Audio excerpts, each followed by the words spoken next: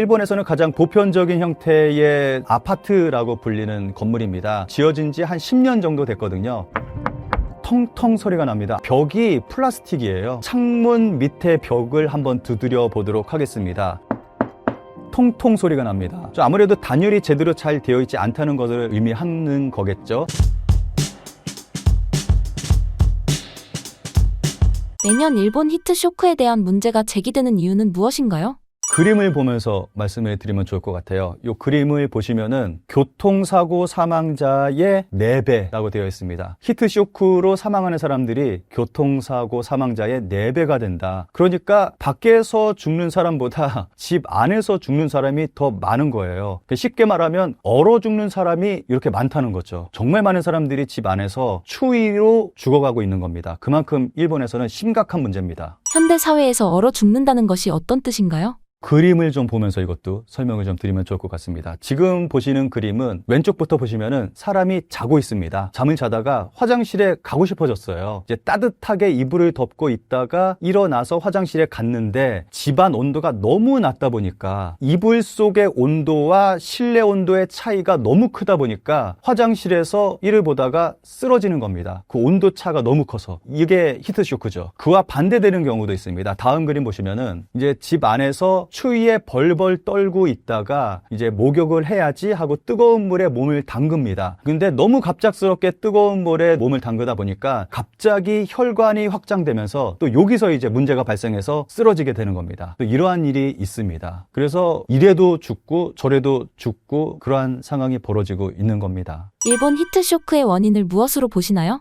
데이터를 보면서 제가 좀 설명을 드릴게요. 지금 보시는 그림은 겨울철 세계 실내 평균 온도를 나타낸 지도입니다. 이 지도를 보시면은 러시아 한번 볼까요? 러시아가 전 세계에서 실내 평균 온도가 가장 높습니다. 24도인가요? 그쯤 될 거예요. 굉장히 높죠. 아무래도 러시아 같은 경우는 추운 지역이고 가스가 나오는 그런 나라고 가스가 싸고 하니까 따뜻하게 지내고 있는 것 같습니다. 그리고 유럽 쪽이나 뭐 다른 나라들 보면은 한 15도에서 20도 정도 되고 여기서 한국은 없는데 제 생각에는 한국은 아마 러시아 정도 되지 않을까 하는 생각이 듭니다. 한국은 겨울에 대부분 반팔 입고 계시잖아요. 따뜻하게 덥게 지내는 분도 계시는 것 같은데 근데 문제는 일본입니다. 하단에 보시면은 일본이 있습니다. 겨울철 실내 평균 온도가 10도입니다. 10도면은 추운 거예요. 진짜 말이 10도지 실내 온도가 그것도 겨울철에 10도면 굉장히 추운 겁니다. 겨울철에 창가에다가 물을 떠놓고 잠을 자고 일어나면은 얼음이 없습니다. 그 정도로 추운 실내 온도입니다. 그러니까 일본이 그만큼 겨울철에 실내 온도가 낮다 보니까 히트쇼크로 사망하는 사람들이 많은 거죠. 그리고 일본인들이 욕조에 몸을 담그는 이유도 여기에 있습니다. 추우니까 욕조에 몸을 담가서 몸을 뜨겁게 한 다음에 이제 나와야지 추위에 견딜 수가 있어서 욕조에 몸을 담그는 그러한 일도 있고요. 다음 그림 볼까요? 독일, 중국, 일본, 미국 단열 기준을 나타낸 표인데 일본의 경우는 단열 기준 자체가 굉장히 낮다는 걸 알 수 있습니다. 다른 나라하고 비교했을 때 단열 기준이 굉장히 낮죠. 이거는 일본에서 나온 기사인데 제가 좀 읽어드리겠습니다. 굉장히 충격적인 그러한 내용입니다. 최고 성능의 단열 샤시조차 해외에서는 불법 취급. 게다가 일본 샤시 협회가 정한 창문 단열 성능 라벨링 제도에서는 2.33이 최고 등급인 별 4개를 받을 수 있습니다. 즉 일본에서 최고 성능의 평가를 얻을 수 있는 단열 샤시가 다른 나라에서는 성능이 너무 낮아 사용하는 것이 인정되지 않는 것입니다. 그러니까 일본에서는 성능이 좋다고 사용하는 샤시인데 다른 나라에서는 기준 미달인 거죠. 그러니까 기준 미달인 거를 일본에서는 가장 좋은 성능이라고 사용하고 있는 실정입니다. 다음 그림 한번 보도록 하겠습니다. 주택 외피 평균 열관류율이라는 것입니다. 이 값이 작을수록 단열이 높다는 걸 의미합니다. 여기서 한국은 0.54, 스페인이 0.51, 미국 캘리포니아가 0.42, 이탈리아가 0.40입니다. 그런데 일본의 경우는 0.87, 다른 나라의 2배나 되는 수치입니다. 그러니까 단열이 한 2배 정도 안 된다는 그러한 걸로 볼 수가 있는 거죠. 다음 그림 한번 보도록 하겠습니다. 요 국기 그림이 그려져 있는데 기밀 성능이라는 게 또 있습니다. 집 안에 들어오는 바람을 막을 수 있는 성능을 의미하는 건데 일반적인 선진국들은 이 기밀 성능에 대한 기준이 세워져 있습니다. 그리고 한국도 있고 우리나라도 물론 이 기밀 성능에 대한 기준이 있습니다. 그런데 일본은 보시면은 나시, 없음이라고 되어 있습니다. 그러니까 이 기준 자체가 없는 겁니다. 그러니까 건축업자가 짓고 싶은 대로 마음대로 집을 지을 수가 있는 거예요. 단열이 어떻게 되든지 말든지 상관없이 그러니까 이 집을 그냥 지을 수가 있는 거죠. 다음 그림을 보시면은 세계 각국의 단열 성능의 최저 기준을 나타낸 표입니다. 보시면은 일본 나시, 없음이라고 되어 있습니다. 그러니까 일본도 단열 성능 최저 기준조차도 제대로 마련되어 있지 않다는 거예요. 그래서 일본이 춥습니다. 근본적인 이유는 이겁니다. 이러한 기준이 마련되어 있지 않기 때문에 일본 집이 추운 겁니다. 일본의 목조주택이 주거 환경에 미치는 영향은 무엇인가요?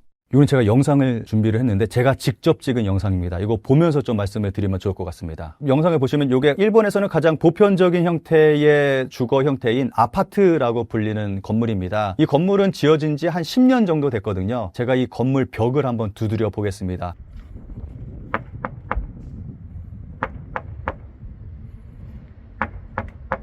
텅텅 소리가 납니다. 안이 텅 비어있는 소리예요. 이 벽이 보시면은 무슨 콘크리트, 무슨 타일 뭐 이런 게 아니라 플라스틱이에요. 건물 벽이 플라스틱으로 되어 있습니다. 그리고 안이 텅 비어있는 그런 느낌입니다. 이번에는 방 안으로 들어가 보도록 하겠습니다. 창문 밑에 벽을 한번 두드려 보도록 하겠습니다. 이건 역시 소리를 한번 잘 들어볼까요?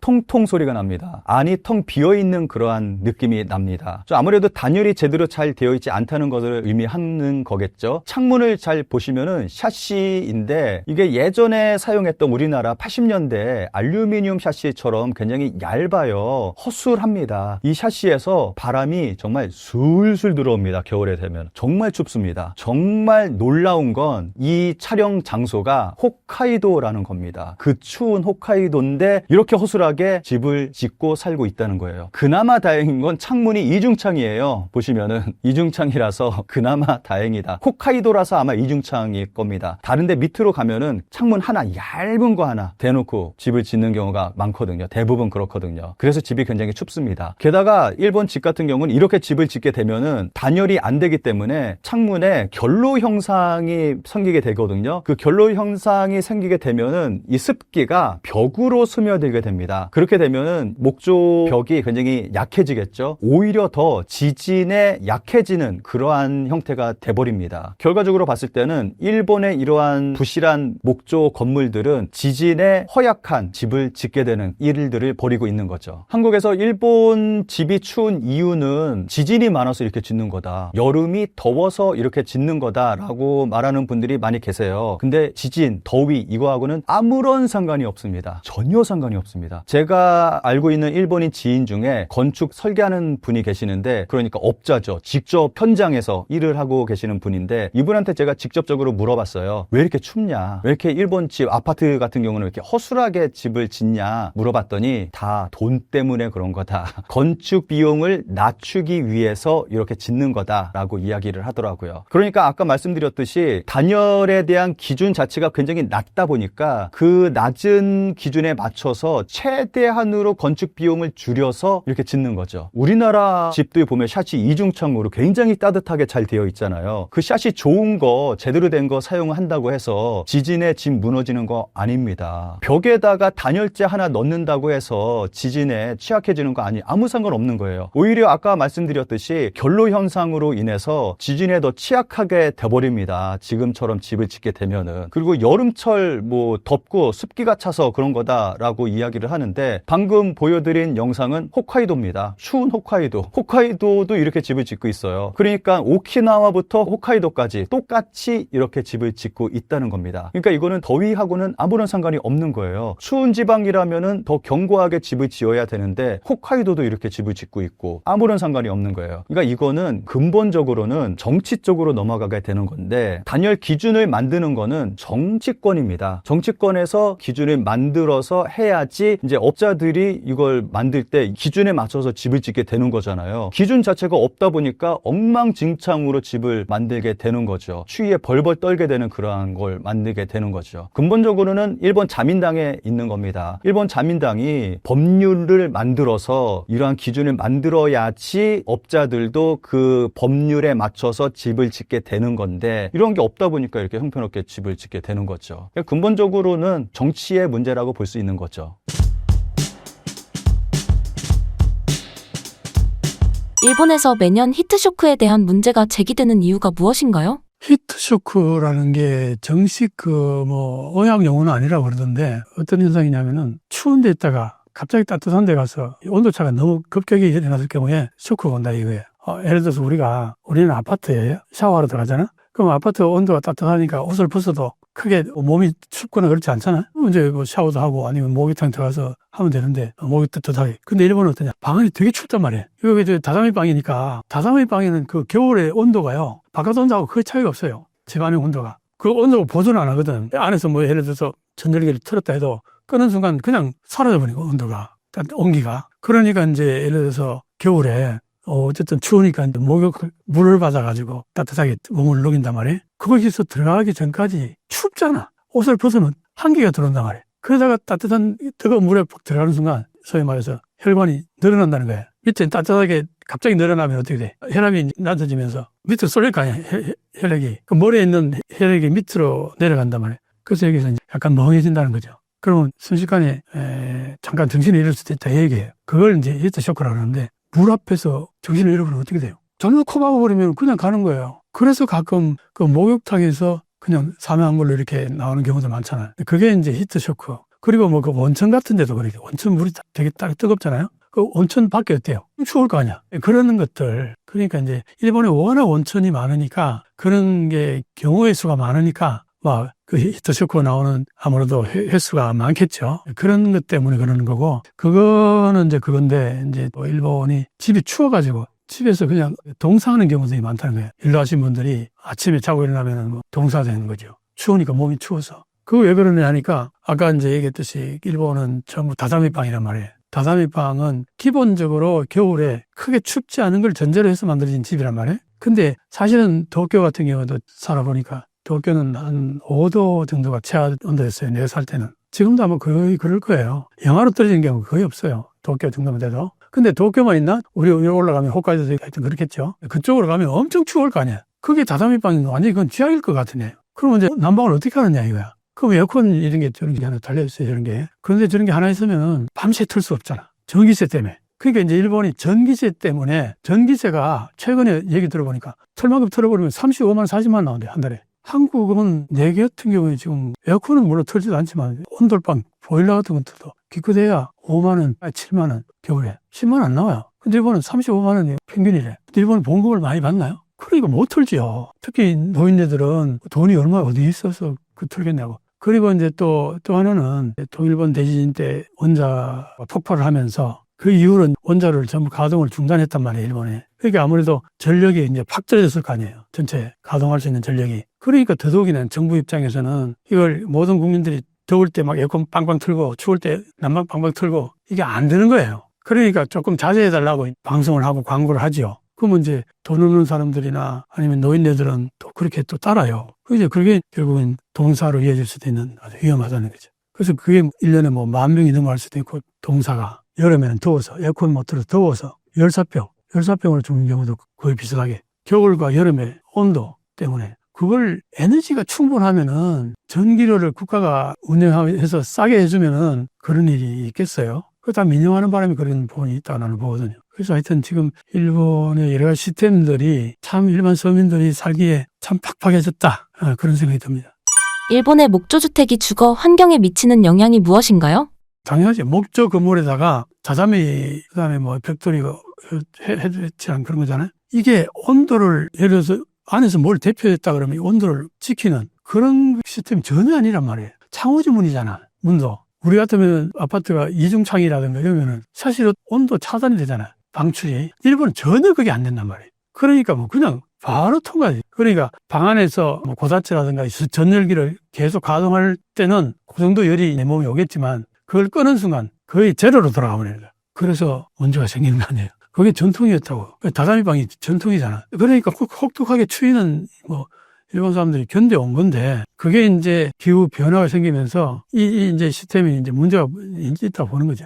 추울 때 너무 또 춥기도 하고 옛날에는 그렇지 않았는데 더울 땐 또 너무 덥기도 하고 뭐 이런 게 그렇게 되면 이제 집 구조를 이제 바꿔야 될 거 아니야? 근데 지금까지 있던 그 집을 다 뜯어내고 난방을 한다든가 하는 돈이 어마어마하게 들 거 아니에요. 돈 있는 사람들은 이제 맨션을 지어가지고 맨션을 들어가서 거기서 난방 같은 거 할 수 있지 지금은. 돈 있는 사람들은 그렇게 지금 다 살 거라고요. 근데 그게 안 되는 사람들은 그 사람들은 그걸 다 집을 뜯어내고 새로 집을 지어서 온도를 맞추고 맨션으로 만든다든가 그러면 모를까? 그게 쉬운가? 그러니까 그걸 지금 견디면서 사는 거죠. 경제적인 게 문제가 있죠. 단독주택들이다 보니까 아파트는 보일러 같은 것들이 한꺼번에 다 하기 때문에 이게 효율적이잖아요. 그렇게 돈이 많이 안 들잖아요. 아마 몇백 세대가 한꺼번에 하기 때문에 보일러 큰 거 해가지고 같이 연결해버리면 시스템화가 돼가지고 충분히 코스트가 엄청 낮아질 수 있는데 일본은 단독주택들 전부 그거 하나씩 다 설치하려고 그래봐요. 어마어마한 돈이 드는 거죠. 비효율적인 거죠. 그런 문제들 때문에 지금 현재 일본에서 동사도 나오고 열사병도 나오고 그런 거예요. 아마 옛날에도 조금은 있긴 있었을 거예요. 왜냐하면 그게 컨트롤이 안 되니까. 우리는 난방이라는 게 컨트롤이 되잖아요.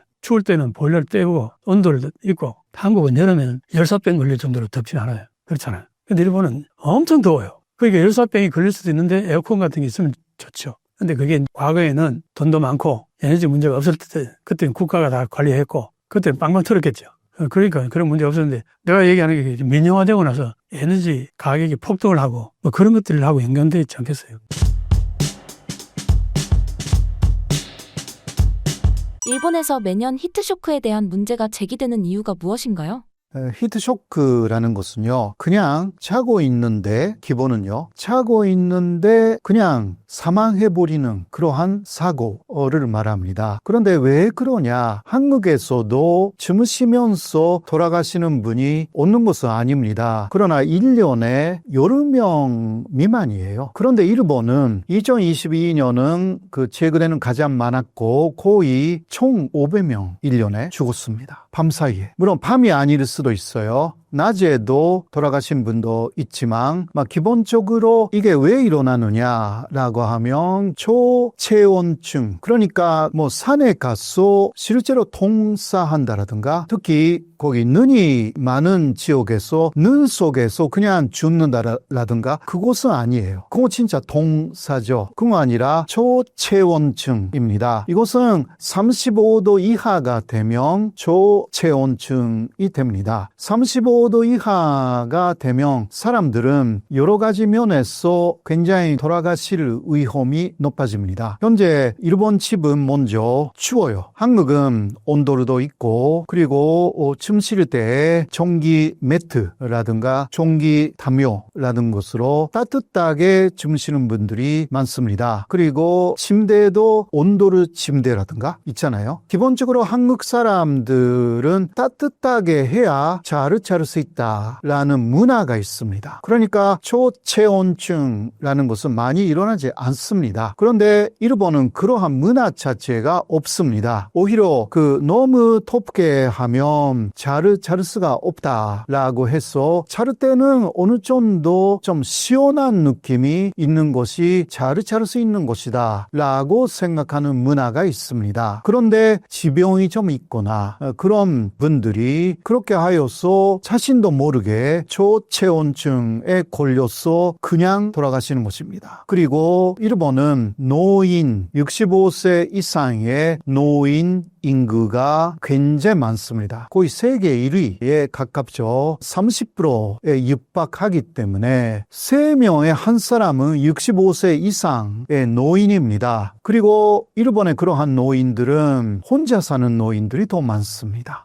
둘이서 혹은 가족으로 살고 있으면 조금 춥거나 하면 다른 가족이 주의시킬 수가 있잖아요. 네, 그러나 혼자 살고 있기 때문에 돌아가시면서 며칠간 반치되어 있다라는 사례가 많이 보고되어 있습니다. 그래서 일본의 그러한 약간 추워도 오히려 시원하다가 느끼면서 자는 문화, 그리고 또 절약하려고 해서 난방을 많이 좀 켜지 않는다라는 그런 것도 없지 않아 있고요. 있고요. 많이 절약하려고 하는 거죠. 그런 것도 있고 초고령화 사회가 되었기 때문에 이러한 것이 1년에 1000명에서 1500명이라는 그러한 히트쇼크에 의한 사망자를 발생시키고 있습니다. 일각에서는 일본 주택의 겨울철 실내 평균 온도가 특히 더 낮다고 하는데요. 사실인가요?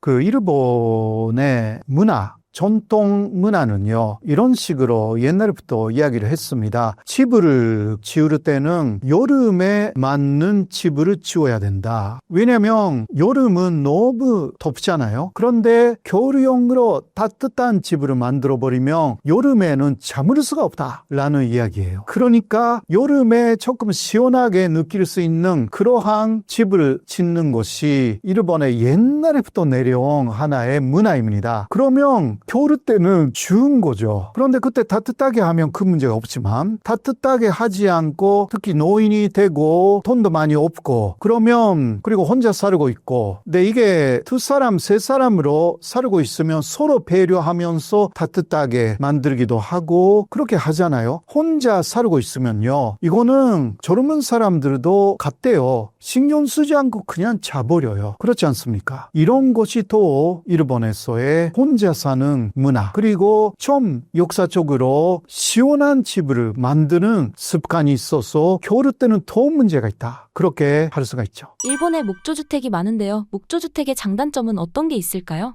아무래도 목조 주택은 몸에는 좋죠. 여러 면에서 그 나무의 향기 혹은 나무가 갖고 있는 생기 이것을 느낄 수가 있기 때문에 한국에서도 목조 주택에 살고 계시는 분들은 건강에 아주 좋은 집이다. 그렇게 이야기를 하거든요. 네, 그러나 목조 주택이라고 해도 잘 지어야 돼요. 네, 아주 좋은 목재로 일본말로 마르타라고 하잖아요. 통나무로 잘 만들면 굉장히 좋은 목조 주택이 됩니다. 그러나 그렇지 않고 얇은 그러한 목조로 만들면 더 춥고 좀 문제가 있죠. 그리고 지진이 오면 이거는 쉽게 무너집니다. 일본의 요새 규슈에서도 미야자키현에서도 지진이 왔고요. 그리고 지난해 1월에 동해 쪽에 있는 이시카와현 노토반도라는 데서도 큰 지진이 있었습니다. 그때 역시 목조 주택이 굉장히 많이 무너졌습니다. 이러한 지진이 많은 일본에서 목조 주택은 조금 문제가 있다. 조금이라기보다 문제가 좀 크다라고 할 수밖에 없습니다. 목조주택이 집을 따뜻하게 하는데 어려운 점이 있나요?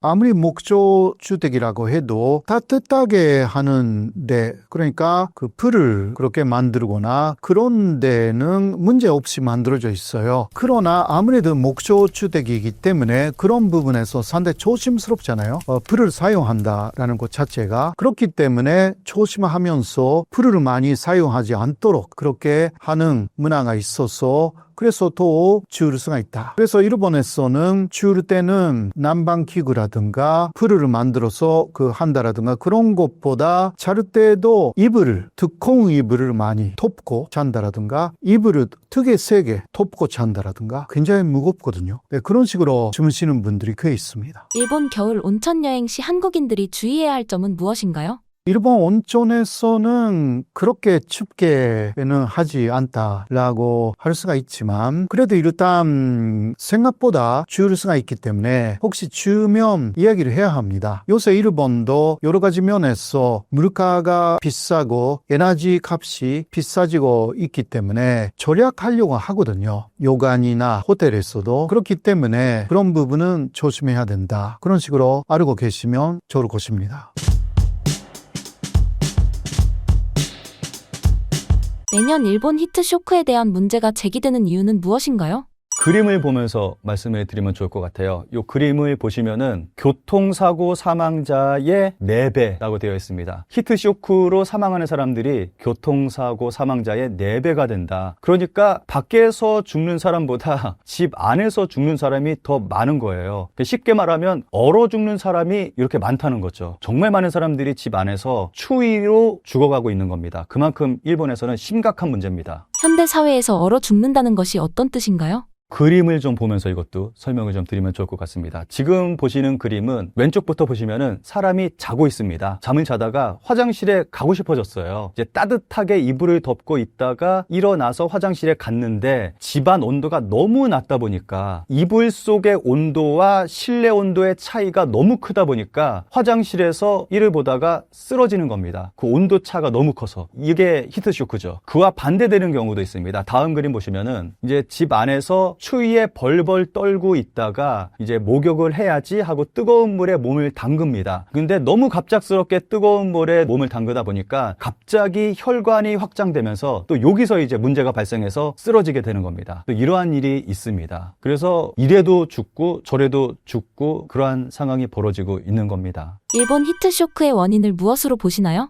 데이터를 보면서 제가 좀 설명을 드릴게요. 지금 보시는 그림은 겨울철 세계 실내 평균 온도를 나타낸 지도입니다. 이 지도를 보시면은 러시아 한번 볼까요? 러시아가 전 세계에서 실내 평균 온도가 가장 높습니다. 24도인가요? 그쯤 될 거예요. 굉장히 높죠. 아무래도 러시아 같은 경우는 추운 지역이고 가스가 나오는 그런 나라고 가스가 싸고 하니까 따뜻하게 지내고 있는 것 같습니다. 그리고 유럽 쪽이나 뭐 다른 나라들 보면은 한 15도에서 20도 정도 되고 여기서 한국은 없는데 제 생각에는 한국은 아마 러시아 정도 되지 않을까 하는 생각이 듭니다. 한국은 겨울에 대부분 반팔 입고 계시잖아요. 따뜻하게 덥게 지내는 분도 계시는 것 같은데 근데 문제는 일본입니다. 하단에 보시면은 일본이 있습니다. 겨울철 실내 평균 온도가 10도입니다. 10도면은 추운 거예요, 진짜. 말이 10도지 실내 온도가 그것도 겨울철에 10도면 굉장히 추운 겁니다. 겨울철에 창가에다가 물을 떠놓고 잠을 자고 일어나면은 얼음이 없는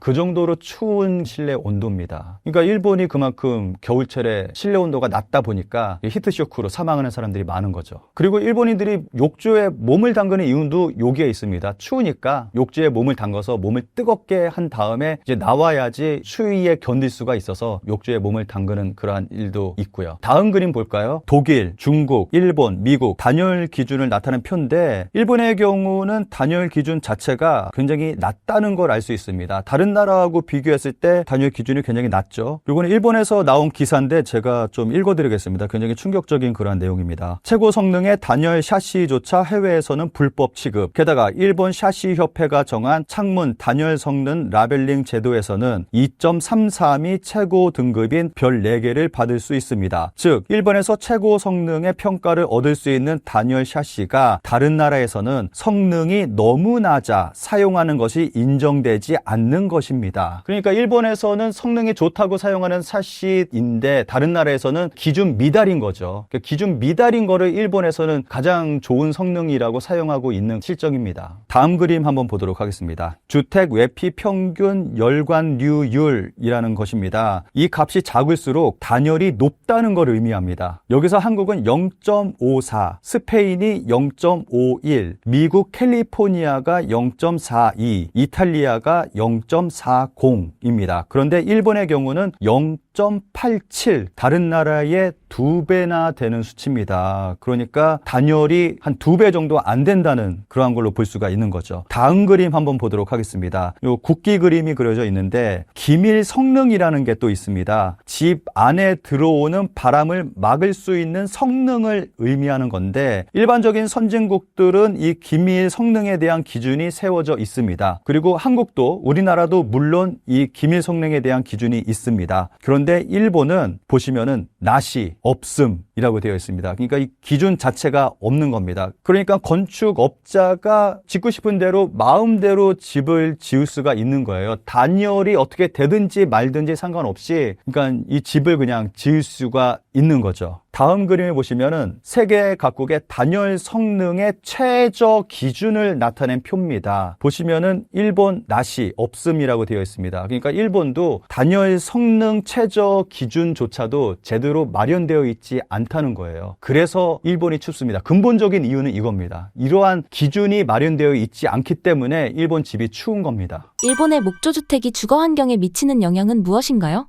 이건 제가 영상을 준비를 했는데 제가 직접 찍은 영상입니다. 이거 보면서 좀 말씀을 드리면 좋을 것 같습니다. 영상을 보시면 이게 일본에서는 가장 보편적인 형태의 주거 형태인 아파트라고 불리는 건물입니다. 이 건물은 지어진 지 한 10년 정도 됐거든요. 제가 이 건물 벽을 한번 두드려 보겠습니다.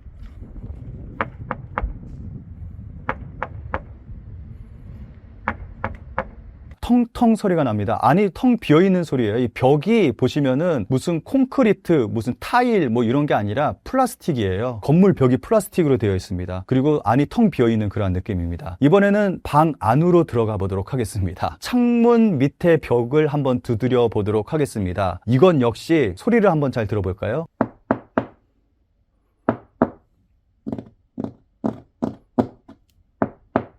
통통 소리가 납니다. 안이 텅 비어있는 그러한 느낌이 납니다. 아무래도 단열이 제대로 잘 되어 있지 않다는 것을 의미하는 거겠죠. 창문을 잘 보시면은 샤시인데 이게 예전에 사용했던 우리나라 80년대 알루미늄 샤시처럼 굉장히 얇아요. 허술합니다. 이 샤시에서 바람이 정말 술술 들어옵니다. 겨울에 되면 정말 춥습니다. 정말 놀라운 건 이 촬영 장소가 홋카이도라는 겁니다. 그 추운 홋카이도인데 이렇게 허술하게 집을 짓고 살고 있다는 거예요. 그나마 다행인 건 창문이 이중창이에요. 보시면은 이중창이라서 그나마 다행이다. 홋카이도라서 아마 이중창일 겁니다. 다른데 밑으로 가면은 창문 하나 얇은 거 하나 대놓고 집을 짓는 경우가 많거든요. 대부분 그렇거든요. 그래서 집이 굉장히 춥습니다. 게다가 일본 집 같은 경우는 이렇게 집을 짓게 되면은 단열이 안 되기 때문에 창문에 결로 형상이 생기게 되거든요. 그 결로 형상이 생기게 되면은 이 습기가 벽으로 스며들게 됩니다. 그렇게 되면은 목조 벽이 굉장히 약해지겠죠. 오히려 더 지진에 약해지는 그러한 형태가 돼버립니다. 결과적으로 봤을 때는 일본의 이러한 부실한 목조 건물들은 지진에 허약한 집을 짓게 되는 일들을 벌이고 있는 거죠. 한국에서 일본 집이 추운 이유는 지진이 많아서 이렇게 짓는 거다. 여름이 더워서 이렇게 짓는 거다라고 말하는 분들이 많이 계세요. 근데 지진, 더위 이거하고는 아무런 상관이 없습니다. 전혀 상관이 없습니다. 제가 알고 있는 일본인 지인 중에 건축 설계하는 분이 계시는데, 그러니까 업자죠. 직접 현장에서 일을 하고 계시는 분인데, 이분한테 제가 직접적으로 물어봤어요. 왜 이렇게 춥냐? 왜 이렇게 일본 집, 아파트 같은 경우는 이렇게 허술하게 집을 짓냐? 물어봤더니 다 돈 때문에 그런 거다. 건축 비용을 낮추기 위해서 이렇게 짓는 거다라고 이야기를 하더라고요. 그러니까 아까 말씀드렸듯이 단열에 대한 기준 자체가 굉장히 낮다 보니까 그 낮은 기준에 맞춰서 최대한으로 건축 비용을 줄여서 이렇게 짓는 거죠. 우리나라 집들 보면 샷이 이중창으로 굉장히 따뜻하게 잘 되어 있잖아요. 그 샷이 좋은 거, 제대로 된 거 사용한다고 해서 지진에 집 무너지는 거 아닙니다. 벽에다가 단열재 하나 넣는다고 해서 지진에 취약해지는 거 아무 상관없는 거예요. 오히려 아까 말씀드렸듯이 결로 현상으로 인해서 지진에 더 취약하게 돼버립니다. 지금처럼 집을 짓게 되면은. 그리고 여름철 뭐 덥고 습기가 차서 그런 거다라고 이야기를 하는데, 방금 보여드린 영상은 홋카이도입니다. 추운 홋카이도. 홋카이도도 이렇게 집을 짓고 있어요. 그러니까 오키나와부터 홋카이도까지 똑같이 이렇게 집을 짓고 있다는 겁니다. 그러니까 이거는 더위하고는 아무런 상관이 없는 거예요. 추운 지방이라면은 더 견고하게 집을 지어야 되는데 홋카이도도 이렇게 집을 짓고 있고 아무런 상관이 없는 거예요. 그러니까 이거는 근본적으로는 정치 쪽으로 넘어가게 되는 건데, 단열 기준을 만드는 거는 정치권입니다. 정치권에서 기준을 만들어서 해야지 이제 업자들이 이걸 만들 때 기준에 맞춰서 집을 짓게 되는 거잖아요. 기준 자체가 없다 보니까 엉망진창으로 집을 만들게 되는 거죠. 추위에 벌벌 떨게 되는 그러한 걸 만들게 되는 거죠. 근본적으로는 일본 자민당에 있는 겁니다. 일본 자민당이 법률을 만들어서 이러한 기준을 만들어야지 업자들도 그 법률에 맞춰서 집을 짓게 되는 건데, 이런 게 없다 보니까 이렇게 형편없게 집을 짓게 되는 거죠. 근본적으로는 정치의 문제라고 볼 수 있는 거죠. 일본에서 매년 히트쇼크에 대한 문제가 제기되는 이유가 무엇인가요? 히트쇼크라는 게 정식 의학 용어는 아니라고 그러던데, 어떤 현상이냐면은 추운 데 있다가 갑자기 따뜻한 데 가서 온도차가 너무 급격히 일어났을 경우에 쇼크가 온다 이거예요. 예를 들어서 우리는 아파트에 샤워하러 들어가잖아? 그럼 아파트 온도가 따뜻하니까 옷을 벗어도 크게 몸이 춥거나 그렇지 않잖아? 이제 샤워도 하고 아니면 목욕탕 들어가서 하면 되는데, 목이 따뜻하게. 근데 일본은 어떠냐? 방안이 되게 춥단 말이에요. 이거 다다미 방이니까, 다다미 방에는 그 겨울에 온도가요, 바깥 온도하고 그 차이가 없어요. 집 안의 온도가. 그 온도가 보존을 안 하거든. 안에서 뭐 예를 들어서 전열기를 틀었다 해도 끄는 순간 그냥 사라져버리고 온도가, 온기가. 그러니까 이제 예를 들어서 겨울에 어쨌든 추우니까 이제 물을 받아가지고 따뜻하게 몸을 녹인단 말이에요. 거기서 들어가기 전까지 춥잖아. 옷을 벗으면 한기가 들어온단 말이에요. 그러다가 따뜻한 뜨거운 물에 푹 들어가는 순간 소위 말해서 혈관이 늘어난다는 거예요. 밑에 따뜻하게 갑자기 늘어나면 어떻게 돼? 혈압이 낮아지면서 밑으로 쏠릴 거 아니야, 혈액이. 그 머리에 있는 혈액이 밑으로 내려간단 말이에요. 그래서 여기서 이제 약간 멍해진다는 거죠. 그러면 순식간에 잠깐 정신을 잃을 수도 있다, 이 얘기예요. 그걸 이제 히트 쇼크라고 하는데, 물 앞에서 정신을 잃어버리면 어떻게 돼요? 전부 코 박아버리면 그냥 가는 거예요. 그래서 가끔 그 목욕탕에서 그냥 사망한 걸로 이렇게 나오는 경우도 많잖아요. 그게 이제 히트 쇼크. 그리고 뭐 그 원천 같은 데도 그렇게, 원천 물이 되게 뜨겁잖아요. 그 온천 밖에 어때요? 추울 거 아니야. 그러는 것들. 그러니까 이제 일본에 워낙 온천이 많으니까, 그런 게 경우의 수가 많으니까 막 그 히트쇼크가 나오는 아무래도 횟수가 많겠죠. 그런 것 때문에 그러는 거고, 그거는 이제 그건데, 이제 뭐 일본이 집이 추워가지고 집에서 그냥 동사하는 경우들이 많다는 거예요. 일로 하신 분들이 아침에 자고 일어나면 뭐 동사되는 거죠. 추우니까 몸이 추워서. 그거 왜 그러냐 하니까, 아까 이제 얘기했듯이 일본은 전부 다다미방이란 말이에요. 다다미방은 기본적으로 겨울에 크게 춥지 않은 걸 전제로 해서 만들어진 집이란 말이에요. 근데 사실은 도쿄 같은 경우도 살아보니까 도쿄는 한 5도 정도가 최하 온도였어요. 내가 살 때는. 지금도 아마 거의 그럴 거예요. 영하로 떨어지는 경우 거의 없어요. 도쿄 정도만 돼도. 근데 도쿄만 있나? 우리 위로 올라가면 홋카이도도 하여튼 그렇겠죠. 그쪽으로 가면 엄청 추울 거 아니야. 그게 다다미방인 거 완전히 그건 쥐약일 것 같으네.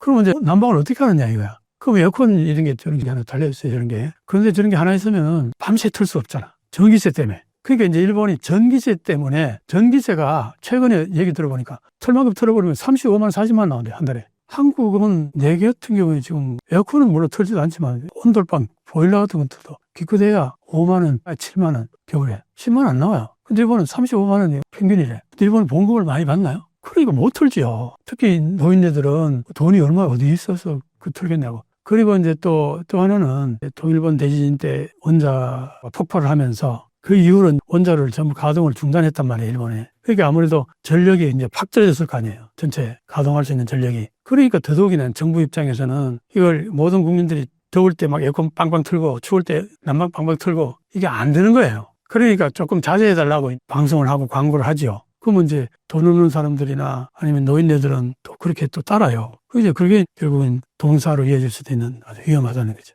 그래서 그게 1년에 뭐 10,000명이 넘어갈 수도 있고, 동사가 여름에는 더워서 에어컨 못 틀어서 더워서 열사병을 죽는 경우도 거의 비슷하게. 겨울과 여름의 온도 때문에 그걸 에너지가 충분하면은 전기료를 국가가 운영해서 싸게 해주면은 그런 일이 있겠어요? 그거 다 민영화하는 바람에 그런 부분이 있다고 나는 보거든요. 그래서 하여튼 지금 일본의 여러 가지 시스템들이 참 일반 서민들이 살기에 참 팍팍해졌다. 그런 생각이 듭니다.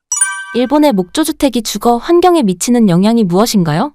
당연하지. 목조 건물에다가 자담이, 그 다음에 뭐 벽돌이고 해치한 그런 거잖아요. 이게 온도를, 예를 들어서 안에서 뭘 대표했다 그러면 온도를 지키는 그런 시스템이 전혀 아니란 말이에요. 창호지 문이잖아, 문도. 우리 같으면 아파트가 이중창이라든가 이러면은 사실 온도 차단이 되잖아, 방출이. 일본은 전혀 그게 안 된단 말이에요. 그러니까 뭐 그냥 바로 통과지. 그러니까 방 안에서 뭐 고다치라든가 전열기를 계속 가동할 때는 그 정도 열이 내 몸에 오겠지만 그걸 끄는 순간 거의 제로로 돌아가버리는 거야. 그래서 원조가 생기는 거 아니에요. 그게 전통이었다고. 다다미방이 전통이잖아. 그러니까 혹독하게 추위는 뭐 일본 사람들이 견뎌온 건데, 그게 이제 기후 변화가 생기면서 이 이제 시스템이 이제 문제가 있다고 보는 거죠. 추울 땐 너무 또 춥기도 하고, 옛날에는 그렇지 않았는데 더울 땐 또 너무 덥기도 하고, 뭐 이런 게 그렇게 되면 이제 집 구조를 이제 바꿔야 될 거 아니야? 근데 지금까지 있던 그 집을 다 뜯어내고 난방을 한다든가 하는 돈이 어마어마하게 들 거 아니에요. 돈 있는 사람들은 이제 맨션을 지어가지고 맨션을 들어가서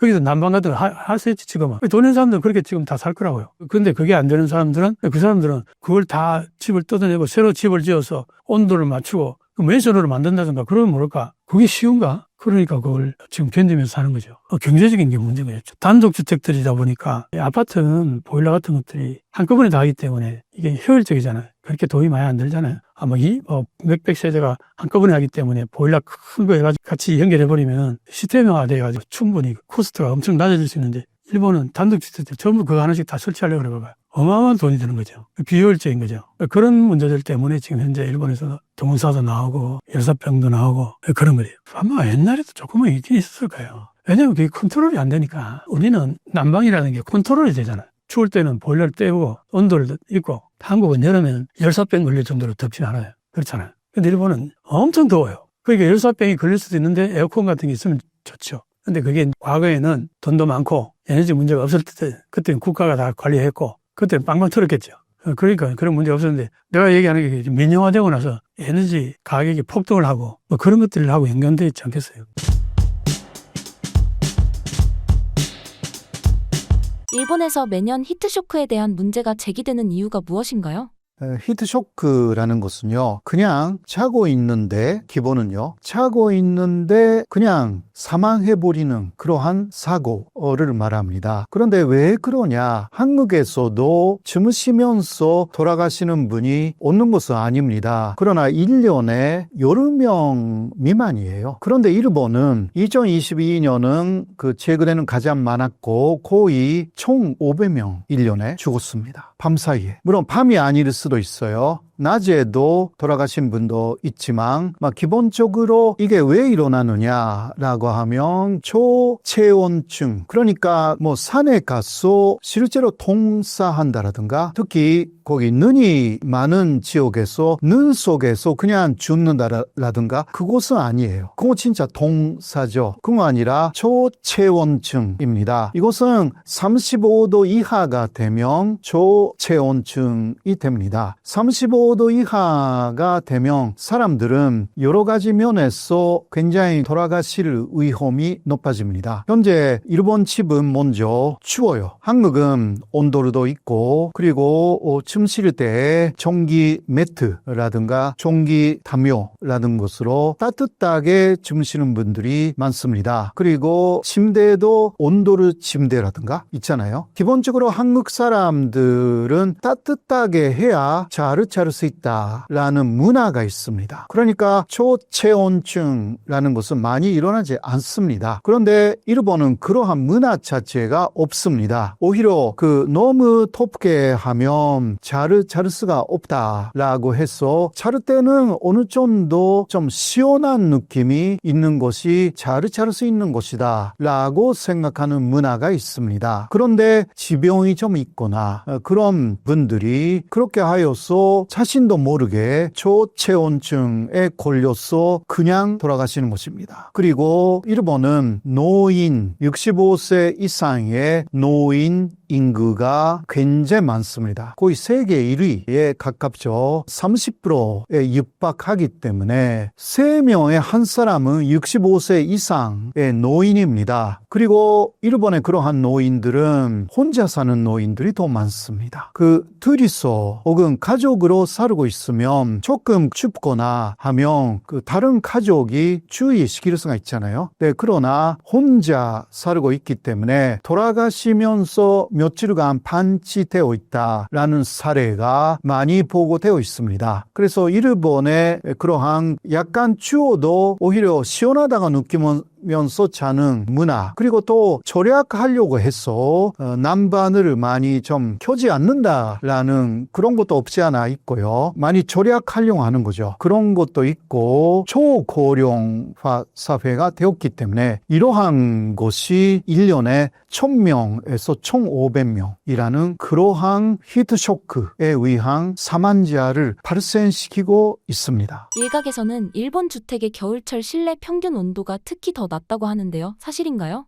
일본의 문화, 전통 문화는요, 이런 식으로 옛날부터 이야기를 했습니다. 집을 지을 때는 여름에 맞는 집을 지어야 된다. 왜냐면 여름은 너무 덥잖아요. 그런데 겨울용으로 따뜻한 집을 만들어버리면 여름에는 잠을 수가 없다라는 이야기예요. 그러니까 여름에 조금 시원하게 느낄 수 있는 그러한 집을 짓는 것이 일본의 옛날부터 내려온 하나의 문화입니다. 그러면 겨울 때는 추운 거죠. 그런데 그때 따뜻하게 하면 그 문제가 없지만 따뜻하게 하지 않고 특히 노인이 되고 돈도 많이 없고 그러면 그리고 혼자 살고 있고 근데 이게 두 사람, 세 사람으로 살고 있으면 서로 배려하면서 따뜻하게 만들기도 하고 그렇게 하잖아요. 혼자 살고 있으면요. 이거는 젊은 사람들도 같대요. 신경 쓰지 않고 그냥 자버려요. 그렇지 않습니까? 이런 것이 또 일본에서의 혼자 사는 문화 그리고 좀 역사적으로 시원한 집을 만드는 습관이 있어서 겨울 때는 더 문제가 있다. 그렇게 할 수가 있죠. 일본에 목조주택이 많은데요. 목조주택의 장단점은 어떤 게 있을까요? 아무래도 목조 주택은 몸에는 좋죠. 여러 면에서 그 나무의 향기 혹은 나무가 갖고 있는 생기 이것을 느낄 수가 있기 때문에 한국에서도 목조 주택에 살고 계시는 분들은 건강에 아주 좋은 집이다. 그렇게 이야기를 하거든요. 네, 그러나 목조 주택이라고 해도 잘 치워야 돼요. 네, 아주 좋은 목재로 일본 말로 마르타라고 하잖아요. 통나무로 잘 만들면 굉장히 좋은 목조 주택이 됩니다. 그러나 그렇지 않고 얇은 그러한 목조로 만들면 더 춥고 좀 문제가 있죠. 그리고 지진이 오면 이거는 쉽게 무너집니다. 일본의 요새 규슈에서도 미야자키현에서도 지진이 왔고요. 그리고 지난해 1월에 동해 쪽에 있는 이시카와현 노토반도라는 데서도 큰 지진이 있었습니다. 그때 역시 목조 주택이 굉장히 많이 무너졌습니다. 이러한 지진이 많은 일본에서 목조 주택은 조금 문제가 있다. 조금이라기보다 문제가 좀 크다라고 할 수밖에 없습니다. 목조주택이 집을 따뜻하게 하는데 어려운 점이 있나요? 아무리 목조 주택이라고 해도 따뜻하게 하는데 그러니까 그 불을 그렇게 만들거나 그런 데는 문제 없이 만들어져 있어요. 그러나 아무래도 목조 주택이기 때문에 그런 부분에서 상당히 조심스럽잖아요. 불을 사용한다라는 것 자체가 그렇기 때문에 조심하면서 불을 많이 사용하지 않도록 그렇게 하는 문화가 있어서 그래서 더 추울 수가 있다. 그래서 일본에서는 추울 때는 난방기구라든가 불을 만들어서 한다라든가 그런 것보다 잘 때도 두꺼운 이불을 많이 덮고 잔다라든가 이불을 되게 세게 덮고 잔다라든가 굉장히 무겁거든요. 네, 그런 식으로 주무시는 분들이 꽤 있습니다. 일본 겨울 온천 여행 시 한국인들이 주의해야 할 점은 무엇인가요? 일본 온천에서는 그렇게 춥게는 하지 않다라고 할 수가 있지만 그래도 일단 생각보다 추울 수가 있기 때문에 혹시 추우면 이야기를 해야 합니다. 요새 일본도 여러 가지 면에서 물가가 비싸고 에너지 값이 비싸지고 있기 때문에 절약하려고 하거든요. 요관이나 호텔에서도 그렇기 때문에 그런 부분은 조심해야 된다. 그런 식으로 알고 계시면 좋을 것입니다. 매년 일본 히트쇼크에 대한 문제가 제기되는 이유는 무엇인가요?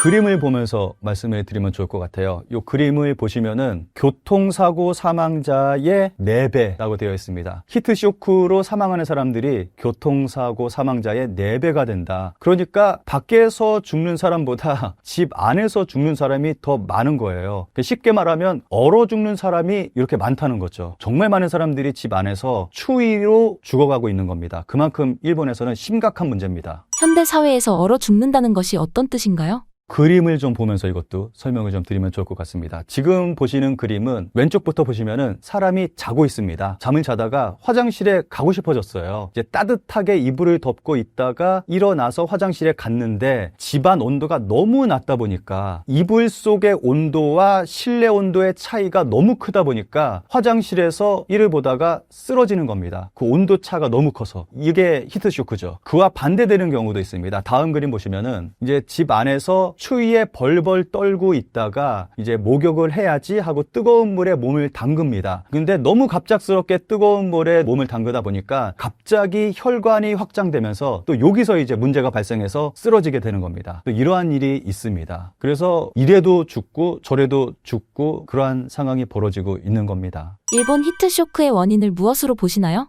데이터를 보면서 제가 좀 설명을 드릴게요. 지금 보시는 그림은 겨울철 세계 실내 평균 온도를 나타낸 지도입니다. 이 지도를 보시면은 러시아 한번 볼까요? 러시아가 전 세계에서 실내 평균 온도가 가장 높습니다. 24도인가요? 그쯤 될 거예요. 굉장히 높죠. 아무래도 러시아 같은 경우는 추운 지역이고 가스가 나오는 그런 나라고 가스가 싸고 하니까 따뜻하게 지내고 있는 것 같습니다. 그리고 유럽 쪽이나 뭐 다른 나라들 보면은 한 15도에서 20도 정도 되고, 여기서 한국은 없는데 제 생각에는 한국은 아마 러시아 정도 되지 않을까 하는 생각이 듭니다. 한국은 겨울에 대부분 반팔 입고 계시잖아요. 따뜻하게 덥게 지내는 분도 계시는 것 같은데, 근데 문제는 일본입니다. 하단에 보시면은 일본이 있습니다. 겨울철 실내 평균 온도가 10도입니다. 10도면은 추운 거예요. 진짜 말이 10도지 실내 온도가, 그것도 겨울철에 10도면 굉장히 추운 겁니다. 겨울철에 창가에다가 물을 떠놓고 잠을 자고 일어나면은 얼음이 없니다. 그 정도로 추운 실내 온도입니다. 그러니까 일본이 그만큼 겨울철에 실내 온도가 낮다 보니까 히트쇼크로 사망하는 사람들이 많은 거죠. 그리고 일본인들이 욕조에 몸을 담그는 이유도 여기에 있습니다. 추우니까 욕조에 몸을 담가서 몸을 뜨겁게 한 다음에 이제 나와야지 추위에 견딜 수가 있어서 욕조에 몸을 담그는 그러한 일도 있고요. 다음 그림 볼까요? 독일, 중국, 일본, 미국 단열 기준을 나타낸 표인데, 일본의 경우는 단열 기준 자체가 굉장히 낮다는 걸 알 수 있습니다. 다른 나라하고 비교했을 때 단열 기준이 굉장히 낮죠. 이거는 일본에서 나온 기사인데 제가 좀 읽어드리겠습니다. 굉장히 충격적인 그러한 내용입니다. 최고 성능의 단열 샤시조차 해외에서는 불법 취급. 게다가 일본 샤시 협회가 정한 창문 단열 성능 라벨링 제도에서는 2.33이 최고 등급인 별 4개를 받을 수 있습니다. 즉 일본에서 최고 성능의 평가를 얻을 수 있는 단열 샤시가 다른 나라에서는 성능이 너무 낮아 사용하는 것이 인정되지 않는 것입니다. 그러니까 일본에서는 성능이 좋다고 사용하는 샤시인데 다른 나라에서는 기준 미달인 거죠. 그러니까 기준 미달인 거를 일본에서는 가장 좋은 성능이라고 사용하고 있는 실정입니다. 다음 그림 한번 보도록 하겠습니다. 주택 외피 평균 열관류율이라는 것입니다. 이 값이 작을수록 단열이 높다는 걸 의미합니다. 여기서 한국은 0.54, 스페인이 0.51, 미국 캘리포니아가 0.42, 이탈리아가 0.40입니다. 그런데 일본의 경우는 0.87, 다른 나라의 2배나 되는 수치입니다. 그러니까 단열이 한 2배 정도 안 된다는 그러한 걸로 볼 수가 있는 거죠. 다음 그림 한번 보도록 하겠습니다. 요 국기 그림이 그려져 있는데 기밀 성능이라는 게 또 있습니다. 집 안에 들어오는 바람을 막을 수 있는 성능을 의미하는 건데, 일반적인 선진국들은 이 기밀 성능에 대한 기준이 세워져 있습니다. 그리고 한국도, 우리나라도 물론 이 기밀 성능에 대한 기준이 있습니다. 그런데 일본은 보시면은 나시, 없음이라고 되어 있습니다. 그러니까 이 기준 자체가 없는 겁니다. 그러니까 건축업자가 짓고 싶은 대로 마음대로 집을 지을 수가 있는 거예요. 단열이 어떻게 되든지 말든지 상관없이, 그러니까 이 집을 그냥 지을 수가 있는 거죠. 다음 그림을 보시면은 세계 각국의 단열 성능의 최저 기준을 나타낸 표입니다. 보시면은 일본 나시, 없음이라고 되어 있습니다. 그러니까 일본도 단열 성능 최저 기준조차도 제대로 마련되어 있지 않다는 거예요. 그래서 일본이 춥습니다. 근본적인 이유는 이겁니다. 이러한 기준이 마련되어 있지 않기 때문에 일본 집이 추운 겁니다. 일본의 목조주택이 주거 환경에 미치는 영향은 무엇인가요?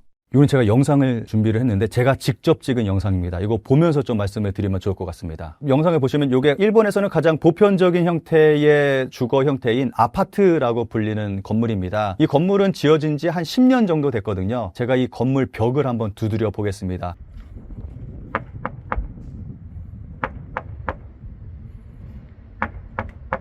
텅텅 소리가 납니다. 안이 텅 비어있는 소리예요. 이 벽이 보시면은 무슨 콘크리트, 무슨 타일 뭐 이런 게 아니라 플라스틱이에요. 건물 벽이 플라스틱으로 되어 있습니다. 그리고 안이 텅 비어있는 그런 느낌입니다. 이번에는 방 안으로 들어가 보도록 하겠습니다. 창문 밑에 벽을 한번 두드려 보도록 하겠습니다. 이건 역시 소리를 한번 잘 들어볼까요?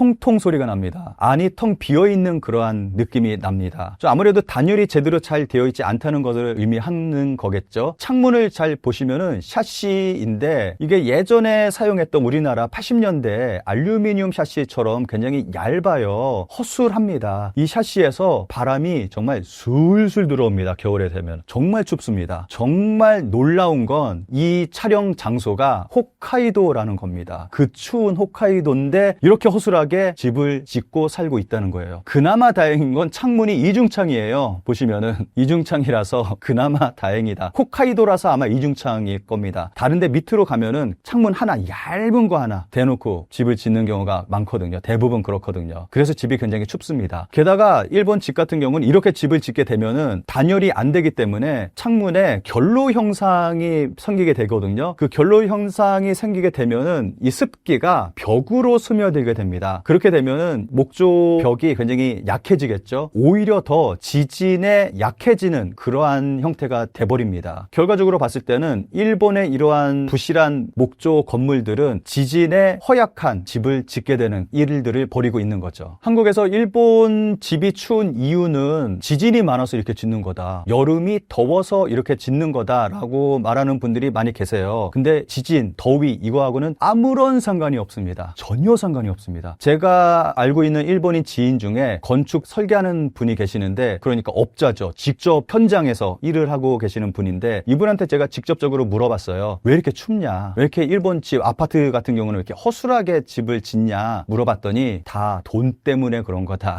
건축 비용을 낮추기 위해서 이렇게 짓는 거다라고 이야기를 하더라고요. 그러니까 아까 말씀드렸듯이 단열에 대한 기준 자체가 굉장히 낮다 보니까 그 낮은 기준에 맞춰서 최대한으로 건축 비용을 줄여서 이렇게 짓는 거죠. 우리나라 집들 보면 샷이 이중창으로 굉장히 따뜻하게 잘 되어 있잖아요. 그 샷이 좋은 거, 제대로 된 거 사용한다고 해서 지진에 집 무너지는 거 아닙니다. 벽에다가 단열재 하나 넣는다고 해서 지진에 취약해지는 거 아무 상관없는 거예요. 오히려 아까 말씀드렸듯이 결로 현상으로 인해서 지진에 더 취약하게 돼버립니다. 지금처럼 집을 짓게 되면은. 그리고 여름철 뭐 덥고 습기가 차서 그런 거다라고 이야기를 하는데 방금 보여드린 영상은 홋카이도입니다. 추운 홋카이도. 홋카이도도 이렇게 집을 짓고 있어요. 그러니까 오키나와부터 홋카이도까지 똑같이 이렇게 집을 짓고 있다는 겁니다. 그러니까 이거는 더위하고는 아무런 상관이 없는 거예요. 추운 지방이라면은 더 견고하게 집을 지어야 되는데 홋카이도도 이렇게 집을 짓고 있고 아무런 상관이 없는 거예요. 그러니까 이거는 근본적으로는 정치 쪽으로 넘어가게 되는 건데 단열 기준을 만드는 거는 정치권입니다. 정치권에서 기준을 만들어서 해야지 이제 업자들이 이걸 만들 때 기준에 맞춰서 집을 짓게 되는 거잖아요. 기준 자체가 없다 보니까 엉망진창으로 집을 만들게 되는 거죠. 추위에 벌벌 떨게 되는 그러한 걸 만들게 되는 거죠. 근본적으로는 일본 자민당에 있는 겁니다. 일본 자민당이 법률을 만들어서 이러한 기준을 만들어야지 업자들도 그 법률에 맞춰서 집을 짓게 되는 건데 이런 게 없다 보니까 이렇게 형편없게 집을 짓게 되는 거죠. 근본적으로는 정치의 문제라고 볼 수 있는 거죠.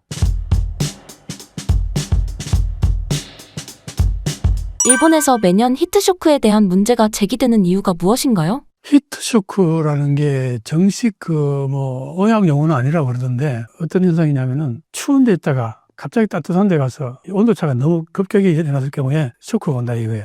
예를 들어서 우리는 아파트에 샤워하러 들어가잖아? 그럼 아파트 온도가 따뜻하니까 옷을 벗어도 크게 몸이 춥거나 그렇지 않잖아? 이제 샤워도 하고 아니면 목욕탕 들어가서 하면 되는데 목이 따뜻하게. 근데 일본은 어떠냐? 방이 되게 춥단 말이에요. 이거 이제 다다미 방이니까 다다미 방에는 그 겨울에 온도가요. 바깥 온도하고 거의 차이가 없어요. 제 방의 온도가. 그 온도가 보존 안 하거든. 안에서 예를 들어서 전자기를 틀었다 해도 끄는 순간 그냥 사라져버리고 온도가.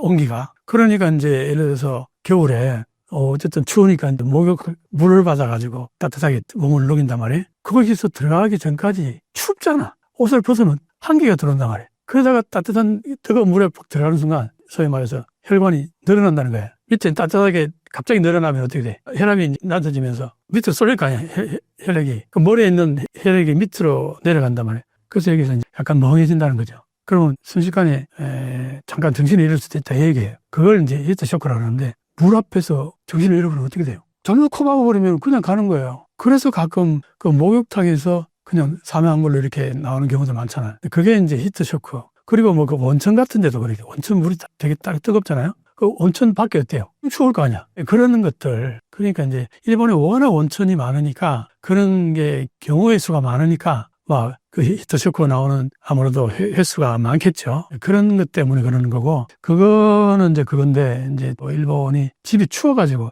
집에서 그냥 동사하는 경우들이 많다는 거예요. 일로 하신 분들이 아침에 자고 일어나면 뭐 동사되는 거죠. 추우니까 몸이 추워서. 그거 왜 그러냐 하니까 아까 이제 얘기했듯이 일본은 전부 다다미빵이란 말이에요. 다다미빵은 기본적으로 겨울에 크게 춥지 않은 걸 전제로 해서 만들어진 집이란 말이에요. 근데 사실은 도쿄 같은 경우도 살아보니까 도쿄는 한 5도 정도가 최하 온도였어요. 내가 살 때는. 지금도 아마 거의 그럴 거예요. 영하로 떨어지는 경우가 거의 없어요. 도쿄 정도만 돼도. 근데 도쿄만 있나? 우리 위로 올라가면 홋카이도도 하여튼 그렇겠죠. 그쪽으로 가면 엄청 추울 거 아니야. 그게 다다미빵이 완전히 그건 쥐약일 것 같으네. 그러면 이제 난방을 어떻게 하느냐 이거야. 그럼 에어컨 이런 게 저런 게 하나 달려있어요, 저런 게. 그런데 저런 게 하나 있으면 밤새 틀 수 없잖아. 전기세 때문에. 그러니까 이제 일본이 전기세 때문에, 전기세가 최근에 얘기 들어보니까 털만큼 틀어버리면 35만 원, 40만 원 나온대, 한 달에. 한국은 내게 같은 경우에 지금 에어컨은 물론 틀지도 않지만 온돌방, 보일러 같은 것도 기껏해야 5만 원, 7만 원, 겨울에 10만 원 안 나와요. 근데 일본은 35만 원이 평균이래. 근데 일본은 봉급을 많이 받나요? 그러니까 못 틀지요. 특히 노인네들은 돈이 얼마 어디 있어서 그 틀겠냐고. 그리고 이제 또 하나는 동일본 대지진 때 원자가 폭발을 하면서 그 이후로 원자를 전부 가동을 중단했단 말이에요, 일본에. 그러니까 아무래도 전력이 이제 팍 떨어졌을 거 아니에요. 전체 가동할 수 있는 전력이. 그러니까 더더욱이나 정부 입장에서는 이걸 모든 국민들이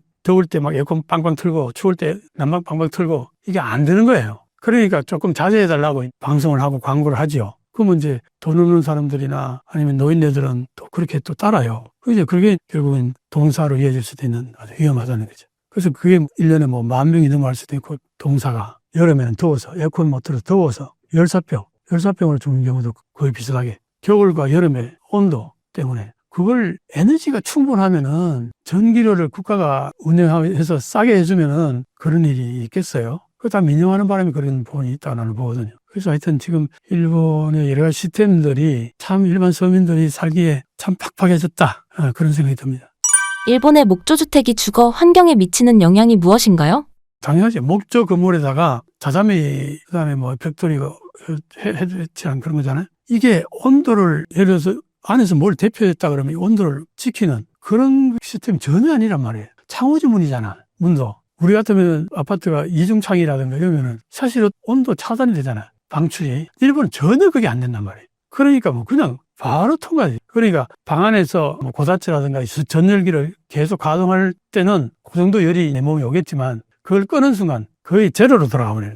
그래서 문제가 생기는 거 아니에요. 그게 전통이었다고. 다다미방이 전통이잖아. 그러니까 혹독하게 추위는 뭐 일본 사람들이 견뎌온 건데, 그게 이제 기후 변화가 생기면서 이 이제 시스템이 이제 문제가 있다고 보는 거죠.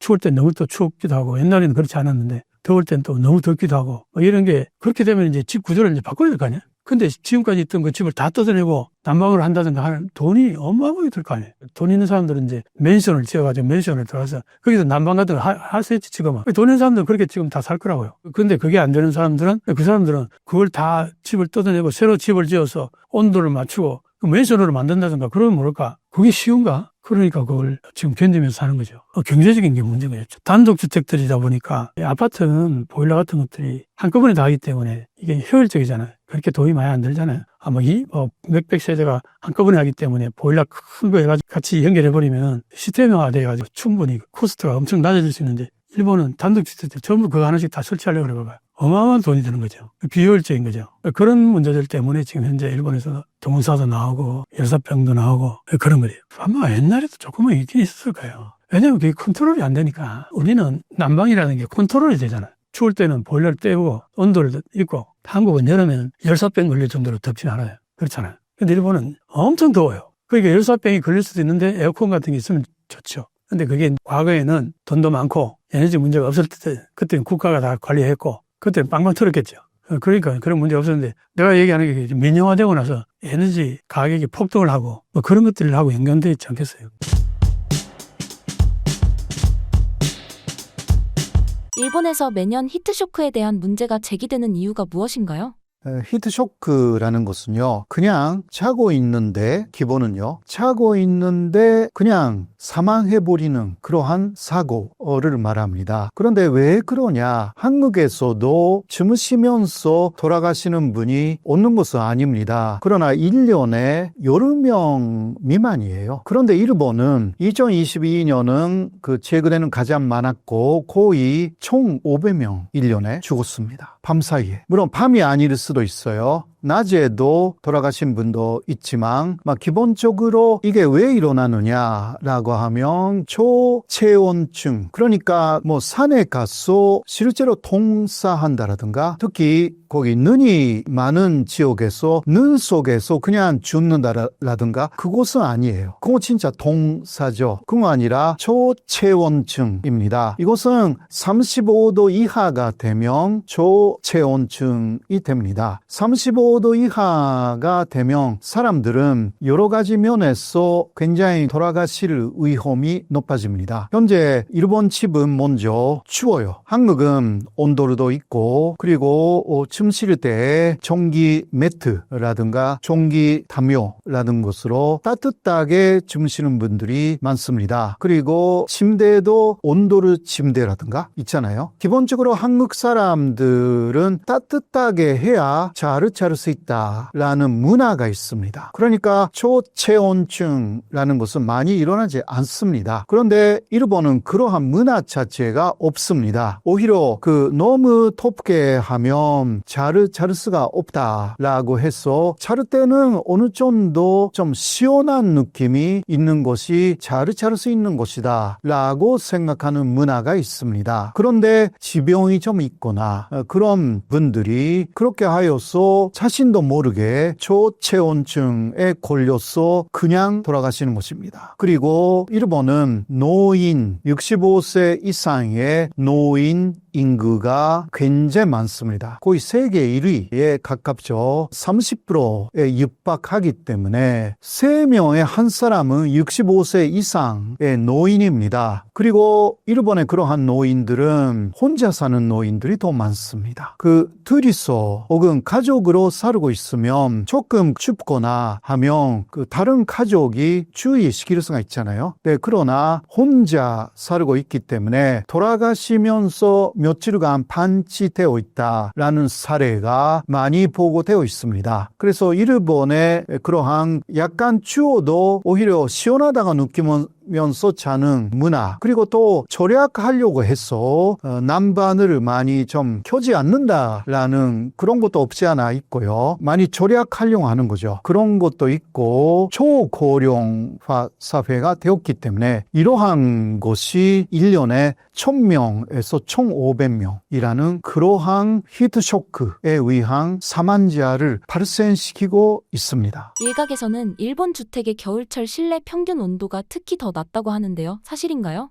일본의 문화, 전통 문화는요, 이런 식으로 옛날부터 이야기를 했습니다. 집을 지을 때는 여름에 맞는 집을 지어야 된다. 왜냐면 여름은 너무 덥잖아요. 그런데 겨울용으로 따뜻한 집을 만들어버리면 여름에는 잠을 수가 없다라는 이야기예요. 그러니까 여름에 조금 시원하게 느낄 수 있는 그러한 집을 짓는 것이 일본의 옛날부터 내려온 하나의 문화입니다. 그러면 겨울 때는 추운 거죠. 그런데 그때 따뜻하게 하면 그 문제가 없지만 따뜻하게 하지 않고 특히 노인이 되고 돈도 많이 없고 그러면, 그리고 혼자 살고 있고, 근데 이게 2사람, 3사람으로 살고 있으면 서로 배려하면서 따뜻하게 만들기도 하고 그렇게 하잖아요. 혼자 살고 있으면요, 이거는 젊은 사람들도 같대요. 신경 쓰지 않고 그냥 자버려요. 그렇지 않습니까? 이런 것이 또 일본에서의 혼자 사는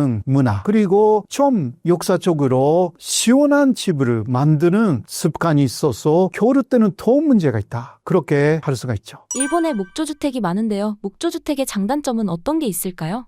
아무래도 목조주택은 몸에는 좋죠. 여러 면에서 나무의 향기 혹은 나무가 갖고 있는 생기, 이것을 느낄 수가 있기 때문에 한국에서도 목조 주택에 살고 계시는 분들은 건강에 아주 좋은 집이다. 그렇게 이야기를 하거든요. 네, 그러나 목조 주택이라고 해도 잘 치워야 돼요. 네, 아주 좋은 목재로 일본 말로 마르타라고 하잖아요. 통나무로 잘 만들면 굉장히 좋은 목조 주택이 됩니다. 그러나 그렇지 않고 얇은 그러한 목조로 만들면 더 춥고 좀 문제가 있죠. 그리고 지진이 오면 이거는 쉽게 무너집니다. 일본의 요새 규슈에서도 미야자키현에서도 지진이 왔고요. 그리고 지난해 1월에 동해 쪽에 있는 이시카와현 노토반도라는 데서도 큰 지진이 있었습니다. 그때 역시 목조 주택이 굉장히 많이 무너졌습니다. 이러한 지진이 많은 일본에서 목조 주택은 조금 문제가 있다. 조금이라기보다 문제가 좀 크다라고 할 수밖에 없습니다. 목조주택이 집을 따뜻하게 하는데 어려운 점이 있나요?